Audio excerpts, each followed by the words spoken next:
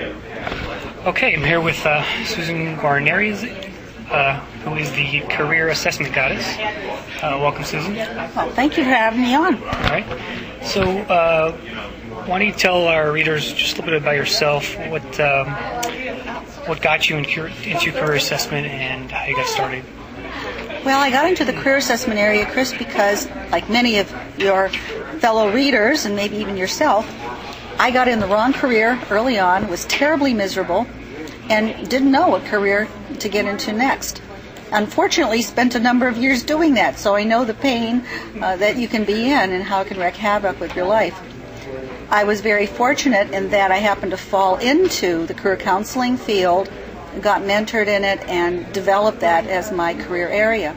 I know a lot of people aren't quite so fortunate. And so I have a passion about career assessments and career development, because my bottom line is life is too short to be miserable in a job you hate. And you don't have to try out all kinds of different jobs to try to figure out what you can be good at when there's a shortcut, and that's by using career assessments. So, what is your definition of career assessment, and why is it so important that people pick the right careers? And a career assessment is any tool that you can use, either online or offline, that's going to help you to shorten the investigative process. I mean, when we think about it, we all go through an investigative process when we're trying out to the possibility of one career versus another. Oftentimes we end up just talking to people in the field, which is great, and you should do that, but that doesn't necessarily mean that you're going to be great in that field. You know, if your friend was great in it, you're not your friend. You might not do so well in it. So the career assessments really help to shorten the amount of time in figuring out what fields you really are best suited for. And what I recommend is that you don't use just one career assessment to do that, because typically one assessment is only looking at one aspect of what you're about. It might be your personality type, or it might be your skills, or it might be your interests. And you don't want to base a future career choice on just one aspect of yourself. I'll use myself as a case in point. My first job out of college was as a wildlife research biologist. I studied fish. And that came about because my skills and interests, a lot of them, are in math and science, and in nature and the outdoors. And that's how I got tracked along into studying science and then eventually fish and becoming a biologist. The problem with that is it didn't factor in another aspect of what I'm about, and that's my personality type. I'm an extreme extrovert. I love people, and unfortunately, fish are not people. And I got very depressed in my job because I was working alone with fish all the time. When I started talking to the fish, I knew I had to get out of that career.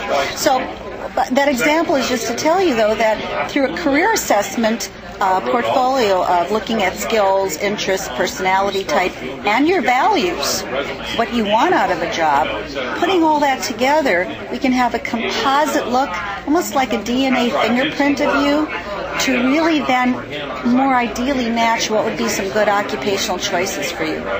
When you take on a client for a career assessment, what is the process like, and how long does it usually take? Actually, it's more dependent on the client than anything else. To actually take the assessments, they're online. You can do that easily in a day. Right? It's looking at the results that takes a little bit longer.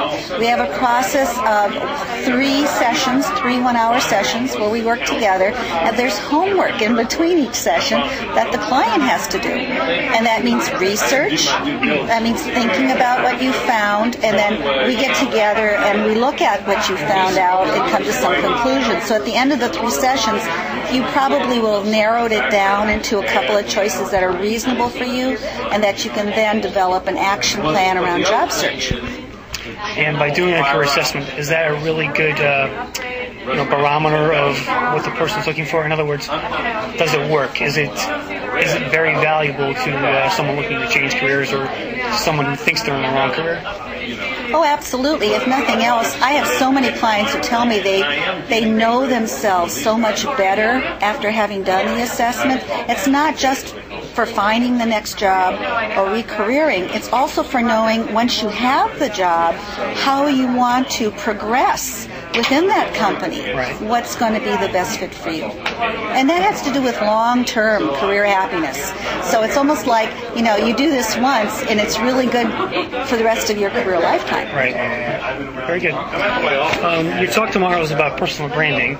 Can you give us just a quick summary of what that's going to be like, and what are the things that people should be looking at now to really increase their brand awareness for themselves? Sure.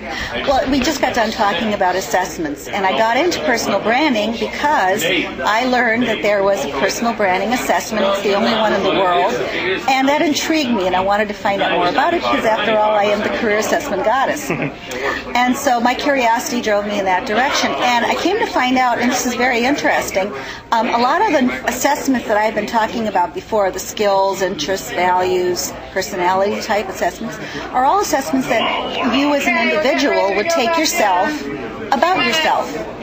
The difference is the personal branding assessment is an assessment that's sent to people who know you well, that you choose, you have control over where it goes, who know you well, and it's feedback from them on how they perceive you, how they perceive your strengths, your reputation, your recognizable attributes, your skills, and they give you that feedback through the assessment. So it's not just you're guessing what you think your brand is, it's really knowing what your brand is, what you're giving out, what you're emitting in terms of your brand. Now, once you have that information, you can either choose to go with the natural flow of what it is, that you're putting out there, or if you want to tweak your brand, we show you how you can do that too. So that a year from now, if you had that personal assessment administered again, you might come out with a slightly different brand because you've paid attention and have tweaked your communication so that it comes out differently. And if people want to know more about you and your business, where should they go? They need to go to my website, Chris, and that is assessmentgoddess.com. You can also check out my blog, which is at blog.careergoddess.com. Okay, well, thanks very much, Susan. Look forward to your talk tomorrow. Thanks, Chris. Okay. All righty. And I think I'm going to